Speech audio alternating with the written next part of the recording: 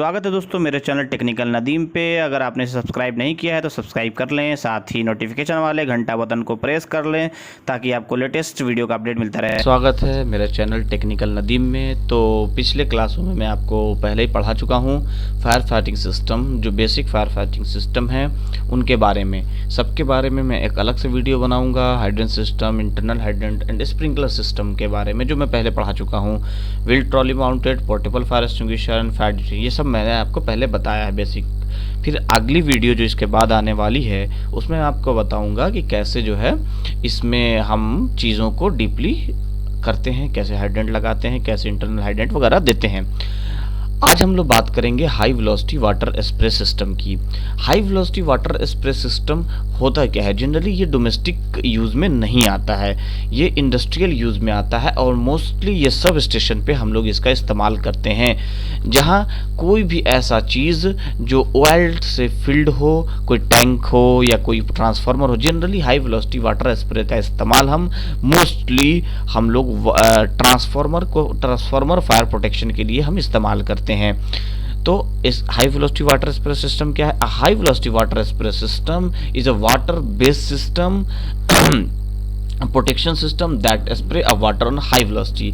जो मतलब high velocity water spray system क्या होता है कि water based system fire protection system है और ये हाई वेलोसिटी से वाटर को स्प्रे करता है उस बॉडी पर जिस बॉडी के आग को हमें बुझाना है। अब बुझाना है तो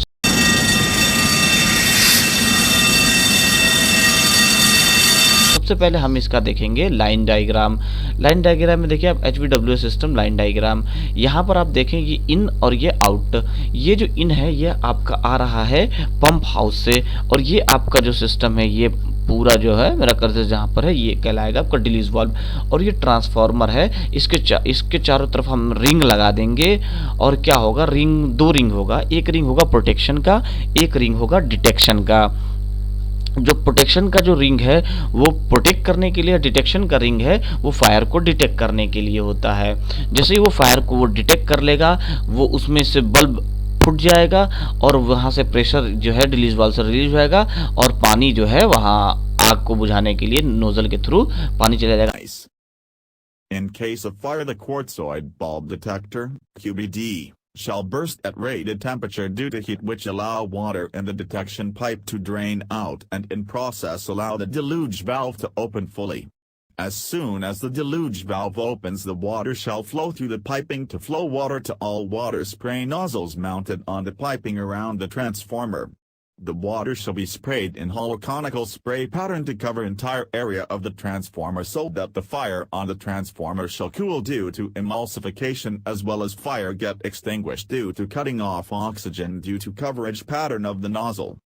The fire shall be controlled and extinguished with the help of the deluge water spray system. The indication of operation of the system shall be available in control room.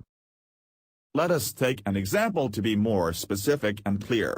In an oil-cooled transformer, the oil is likely to catch fire after a certain temperature is exceeded and instantly the entire transformer will catch fire and burn from all sides, even though the transformer is made up of metal.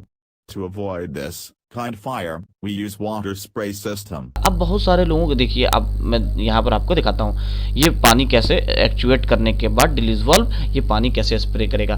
बहुत सारे लोगों के जहन में ये सवाल आता होगा कि वाटर जो है इलेक्ट्रिसिटी का गुड कंडक्टर है और ट्रांसफार्मर इलेक्ट्रिकली है, तो फिर क्या इसमें करंट फ्लो नहीं करता होगा क्या, कैसे है? तो असल में हम पानी स्प्रे नहीं करते हैं, हम फॉग स्प्रे करते हैं। तो इसका मेन जो थ्योरी है कि हमारा जो नोजल है उस पे जो प्रेशर है वो 3.5 बार से 5 बार रखते हैं। एक बार मैं फिर से बता दूं, 3.5 बार से 5 बार हम इतना प्रेशर डालते हैं कि पानी जो है 10 माइक्रोन से भी छोटे पार्टिकल में टूट जाए और वो एक फॉग का शक्ल इख्तियार कर ले। और जो ट्रांसफार्मर है जिसमें फायर प्रोटेक्शन हमको करना है उसके चारों तरफ एक इन्वेलप क्रिएट हो जाए फायर का, जिससे ऑक्सीजन की सप्लाई कट ऑफ हो जाए। ऑक्सीजन की सप्लाई कट ऑफ हो जाए तो क्या हो जाए कि हमारा जो फायर हुआ है चाहे जिस भी सोर्स से वो फायर आगे न बढ़ पाए। अब देखेंगे आप यहाँ पर कि जैसे ये पानी आया यहाँ पर, अब ये पानी आगे की ओर जा रहा है। अगर इन केस ये एक्चुएट हुआ तब, जब फायर होगा तब, लेकिन जब फायर नहीं है तो ये प्रेशर से जो यहाँ पर क्लैपर है, जो स्प्रिंग लोडेड है, क्या होता है, ये इस हाइड्रोलिकली प्रेशर से वो क्या होता है, नीचे की तरफ दबा होता है, और ये जो वे है ये बंद रहता है। अब जब ये वे बंद है तो पानी आगे की ओर नहीं जा। जैसे ही यहाँ फायर हुआ, बल्ब बरस्ट हुआ, तो ये प्रेशर जो है रिलीज हो गया, पानी का हाइड्रोलिक का प्रेशर जैसे रिलीज हुआ, ये क्लैपर ऊपर की तरफ उठने लगा और ये पानी आपके नोजल तक पहुंच गया। अब इस डिलीज वाल्व में जो मेन कंपोनेंट होते हैं वो डिलीज वाल्व होता है। डिलीज वाल्व क्या होता है कि ये जो है पानी जो बाहर से आ रहा होता है उसको रोके रखता है, या इसको ये कह सकते हैं डिलीज वाल्व हाइड्रोलिकली कम इलेक्ट्रिकली एक्चुएटेड वाल्व है। जब इन केस फायर होगा तो ये पूरे सिस्टम को एक्चुएट कर देगा, ठीक है। या तो अगर हम फायर नहीं हुआ है, हम अगर इसको मैनुअली भी एक्चुएट करना चाहते हैं तो हम इसको मैनुअली भी एक्चुएट कर सकते हैं। इन केस फायर हुआ और डिलीज वाल्व ऑपरेट नहीं हुआ तो हम एस्काडा के थ्रू हम इसको इलेक्ट्रिकली भी एक्चुएट सोलेनॉइड वाल्व के थ्रू कर सकते हैं। अब देखिए इसका डायग्राम, ये देखिए ये क्लोज कंडीशन, यहाँ पर एक डायग्राम बनाया गया है। यहाँ पर देखिए ओपन एंड क्लोज, ये क्लैपर है। सपोज करिए ये क्लैपर यानी कि मैनुअल नॉब है जिसको ओपन और क्लोज किया जा सकता है। ये इनलेट है और ये आउटलेट। फिलहाल आप देख रहे हैं कि डिलीज वाल्व वर्किंग कंडीशन में नहीं है, यानी क्लोज कंडीशन में है। दैट मीन्स कि फायर अभी नहीं हुआ है। एक यहां से आप देखेंगे जो कंट्रोल चैम्बर है और ये क्लैपर है जो अभी बंद है और पानी आगे की ओर नहीं जा रहा है। अब जैसे ये क्लोज कंडीशन में है, ये मैनुअली रिलीज है। ये जो लाइन जो ब्लू कलर का आप यह देख रहे हैं जहां मेरा कर्सर है, ये जो लाइन है, ये अगर हम चाहें तो मैनुअली भी हम नॉब को ओपन करके इसका प्रेशर रिलीज करके क्लैपर उठा देंगे तो ये हमारा पूरा सिस्टम, फायर का पूरा सिस्टम ट्रांसफार्मर का एक्चुएट हो जाएगा।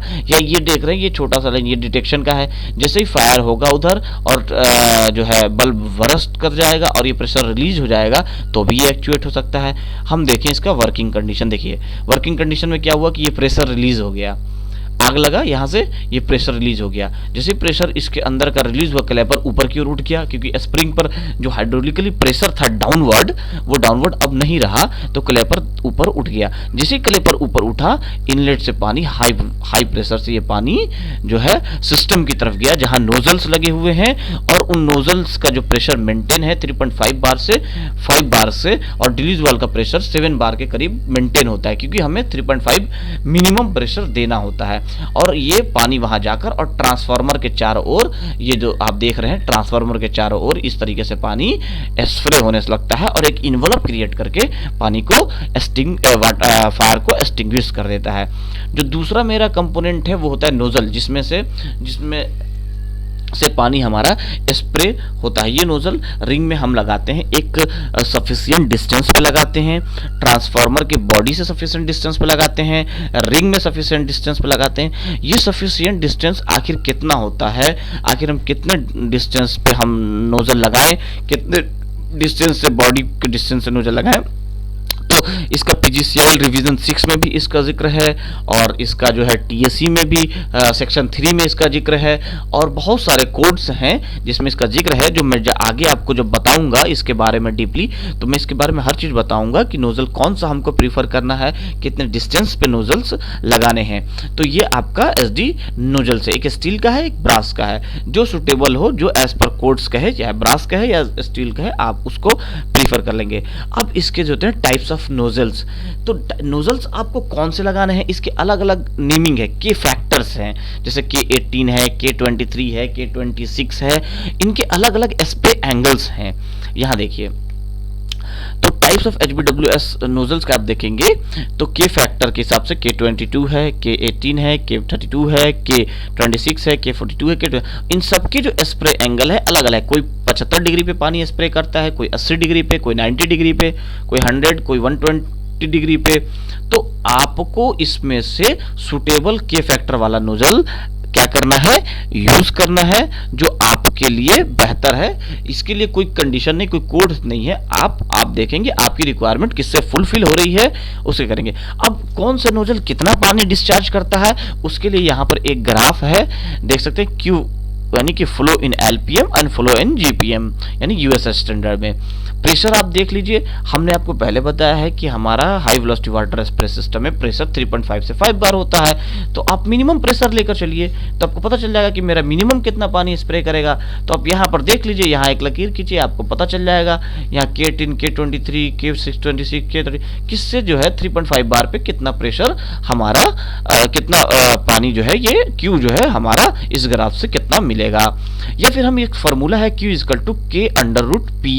यहाँ पर Q हमको पता करना है कि हम अगर मान लीजिए K18 यूज कर रहे हैं तो हम यहाँ पे 18 देंगे, K22 यूज कर रहे हैं तो K22 देंगे, K23 यूज कर रहे हैं K23 देंगे, और हम P जो है हमारा pressure that means a minimum pressure यानी मिनिमम 3.5 बार हम देंगे। ये हमारा कोड कहता है। PGCL रिवीजन 6 में भी इसका जिक्र है, TAC में भी आपका सेक्शन 3 में इसका जिक्र है कि आपको जो है हाई वेलोसिटी स्प्रे सिस्टम में 3.5 बार से 5 बार प्रेशर लेना है। इससे हमें पता चल जाएगा कि कितना पानी हमें एक नोजल से डिस्चार्ज होगा। इससे हमें पता चल जाएगा कि हमको रिलीज वाल्व कितने साइज का रखना है और हमारा जो वाटर डिमांड है वो हमारा फुलफिल हो रहा है कि नहीं हो रहा है। यानी कि ट्रांसफार्मर के फायर को बुझाने के लिए सपोज करिए हमको 10 लीटर पानी की जरूरत है और मेरा नोजल 8 ही लीटर पानी दे पा रहा है, दैट मीन्स कि ये सफिशिएंट नहीं है। तो इसको भी जानने के लिए हमको क्यू निकालना पड़ता है इसका।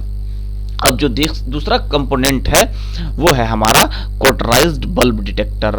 अब ये भी एक बहुत मेन इंपॉर्टेंट फैक्टर है। ये लगा देते हैं हम लोग और हाइड्रोलिक इसको प्रेशराइज करके रख देते हैं। जब भी फायर होगा ये बल्ब बर्स्ट हो जाएगा, ठीक है। जैसे ये बल्ब बर्स्ट होगा तो प्रेशर रिलीज होगा।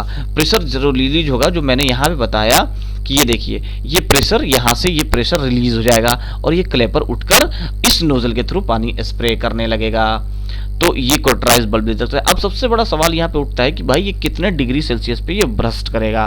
तो इसके लिए अलग अलग टाइप है, अलग अलग कंडीशन है। सपोज आप गल्फ कंट्रीज में है जहां पर टेम्परेचर बहुत ज्यादा पहुंच जाता है नॉर्मली, और आप इंडिया में हैं तो यहाँ पर उतना गल्फ के मुकाबले यहाँ पर टेम्परेचर उतना ज्यादा नहीं होता है। सपोज करिए आप कश्मीर में सब स्टेशन लगा रहे हैं, वहां बहुत ज्यादा ठंडा होता है। तो जो ये कोटराइज्ड बल्ब डिटेक्टर है ये डिपेंड करता है प्लेस टू प्लेस कि किस प्लेस पे कितना टेम्परेचर है उसके अकॉर्डिंग ये डिपेंड करता है। तो यहाँ पे टेम्परेचर रेटिंग आप 57 डिग्री सेल्सियस से लेकर 141 डिग्री सेल्सियस तक आप इसका इस्तेमाल कर सकते हैं जो आपके लिए सुटेबल है। नॉर्मली इंडिया में हम 60 जो गर्म इलाके हैं, बिहार है, उत्तर प्रदेश है, हरियाणा है, मध्य प्रदेश है, इन सब जगहों पर आप साउथ है, इन सब जगहों पर आप 68 डिग्री टू 79 डिग्री सेल्सियस तक का आप इस्तेमाल कर सकते हैं। ये देखिए यही टेम्परेचर रेटिंग है। ऑर्डिनरी में हम 57 से 68 डिग्री, अगर और ज़्यादा गर्मी जहाँ पड़ रहा है वहाँ हम ये इस्तेमाल करेंगे, और अगर उससे ज़्यादा गर्मी पड़ रहा हाई है, एक्स्ट्रा हाई है, तो हम वहाँ पर उसके अपने हिसाब से अलग अलग टेम्परेचर वाला इस्तेमाल करेंगे।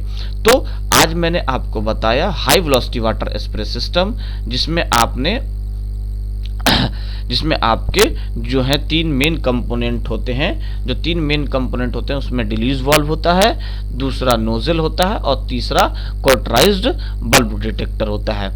आज के लिए बस इतना ही काफ़ी। अगर अभी तक आपने मेरे चैनल टेक्निकल नदीम को सब्सक्राइब नहीं किया है तो इसको सब्सक्राइब कर लें, क्योंकि आगे जो इससे रिलेटेड वीडियो है, जो इसके बारे में डीपली नॉलेज जानना चाहते हैं उनके लिए बहुत फ़ायदेमंद होने वाला है। जब मैं इस पे HVWS सिस्टम पे पूरा डिटेल वीडियो बनाऊंगा तो